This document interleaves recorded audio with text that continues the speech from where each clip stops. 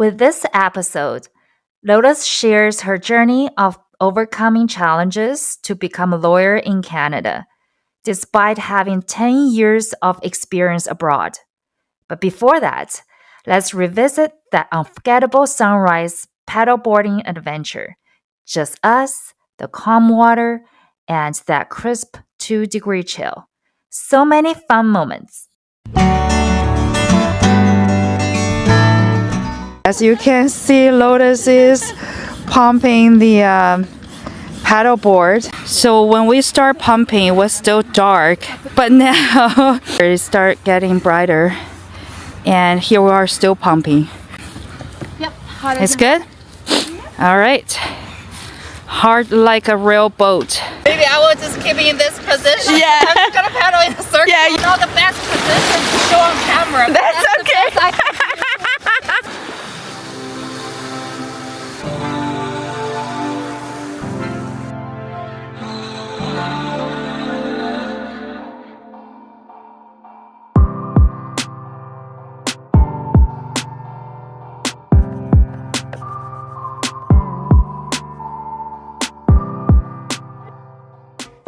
When was the time you decided to pursue your career as a lawyer? I had done, I was a lawyer in Tanzania. So when I came to Canada, I remember one of my friends from school from Tanzania, she is a coach. And she would do these like online coaching experiences for women and, trying to, women in Africa mainly and all around the world. But I think her catchment area were African women. And I would always like dial in. I remember her saying to me, well, why don't you requalify? I was like, why don't I? So after that call, I went and I looked online and I saw that the Law Society had all these options for people who are foreign trained lawyers. And, I started doing my research. And luckily, my neighbor at the time is a lawyer, and he was a professor at one of the law schools that I ended up going to. And he was like, yeah, this is a great law school. And I did my research, and I went back to law school. And I mean, not law school, but I went and did a master's and learned the law, but in a Canadian context. Right. I did the bar exams. Right. And that wasn't easy because there's a technique. It's not about so much the knowledge as to how to find the information. And I did there's 2 exams. I did one exam 3 times and failed twice and passed on the 3rd time. Wow. Yeah, And it was probably very tough for you because, as you said, you have so many years of experience already. In your head, you're very well qualified, but in the reality, it's like, why I cannot make this exam to pass and then just get on to my life, right? Yeah. So what kept you going at that time? Well, it breaks your confidence when you fail the first time and you're Right. like, oh, maybe this is not for me. I mean, at this time. Right. You fail the 2nd time, you were like, I remember getting the news and we were about to go to Tanzania on holiday, and I was like, okay, that's it. I've decided I'm not going to do it a 3rd time. Why am I wasting my time and energy? But I came back and I was like, you know what, after my holiday, I came back and I was like renewed, and I thought, I need to treat it like a job. The thing is, the good thing about having done it before is, you can do it again, but I also had that idea that maybe I didn't have to work that hard to do it. But for the 3rd time, I was like, I need to treat this with a certain seriousness. And if I don't, then I'm going to fail the 3rd time and I won't be able to do the exam. Yeah. So I sat down from 5 a.m., actually it was 4 a.m., until like the time the kids had to come back from school, in between, doing the stuff. And I treated it as a job. Right. And I really worked hard. And I passed. We had a group of people who were like, oh, how are we going to figure out how we're going to pass this? What's the technique?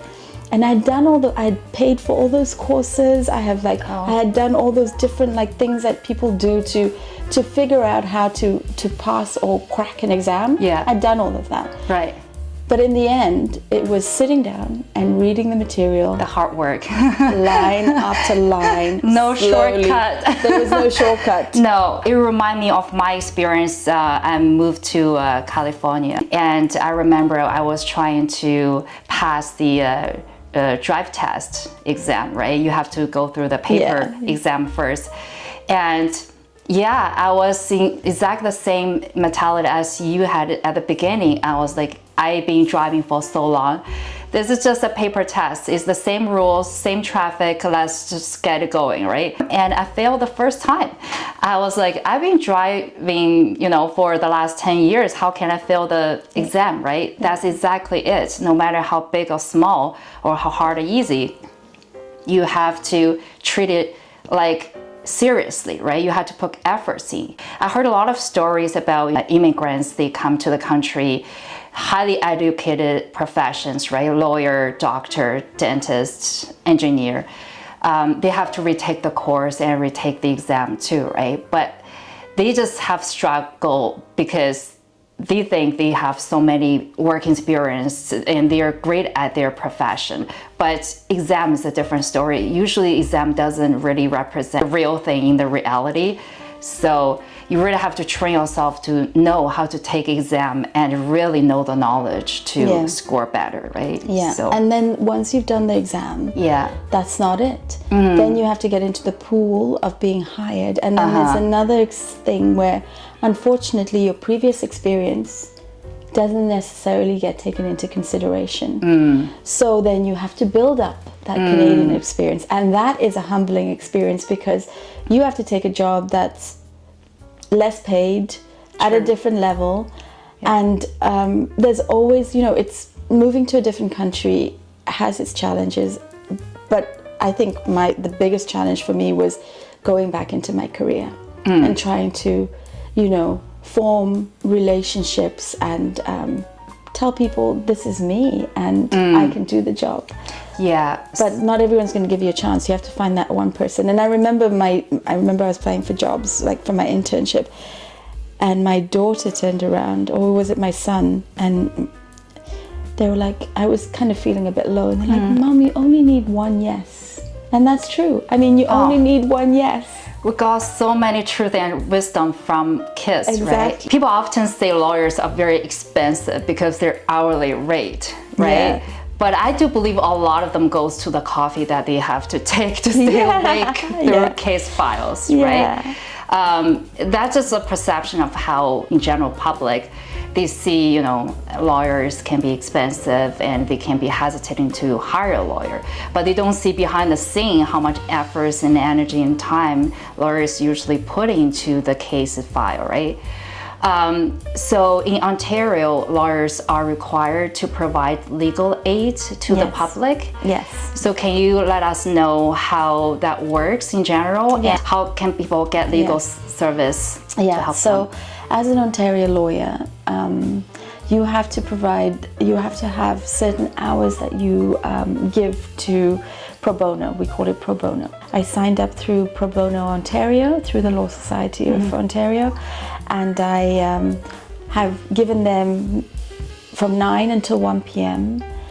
to be able to receive calls from the general public, and I've given them certain topics, like I can do employment law, commercial law, and what's going to happen is they'll dial in to, kind of a website that I'm logged into, and they will give me their questions. And like whether it's someone who's dealing with, I'm not doing the landlord-tenant issue, but there'll be people who'll be doing that. Like if you have an issue with a tenant, if you have an issue with the landlord, before going to the courts or before going to a lawyer where you pay them an hourly rate, you can call into pro bono and say, look, this is my issue. And you probably have like 15 minutes or so to explain your situation. And most of the time, they can give you an answer as to whether it's worth pursuing it and going forward and investing. Or it could be something simple like, we haven't read this clause properly, and if we read it in this way, this is what it means. Right. But, lawyers are expensive, and that's true. And you have, the top law firms everywhere in the world. In the UK, they call it the Magic Circle. Here, they call it the Seven Sisters. But, there's all these like magical, it sounds like we're in a Harry Potter movie talking about them. But what it is that you have lawyers all around who are willing to help. There's legal aid communities. In our community, if you look up wherever you're living, it doesn't have to be just dialing in. There's so many resources out there that people can go and discover what their rights are. So I would encourage people to go onto their local websites and just type in legal aid near me, Okay. and they can find something within a reasonable distance. Okay, it's really beautiful because I'm sure, a lot of people going through adversity, that's when they actually need a lawyer, right? On top of the stress that you have to deal with, and you have to look into your pocket and bank account and see how I can afford a lawyer and how many more hours I can just keep paying until my issue get addressed, right? So Exactly. this is another tool or vehicle for them to get more, even to educate yourself, right? Yeah. To know what you can do and what's your legal rights to do, right? Yeah. Next episode, we'll explore investment vehicles that align with Lotus' chosen lifestyles and share insights on building and maintaining a happy relationship. If you like our content, please subscribe and click the notification bell so you won't miss out.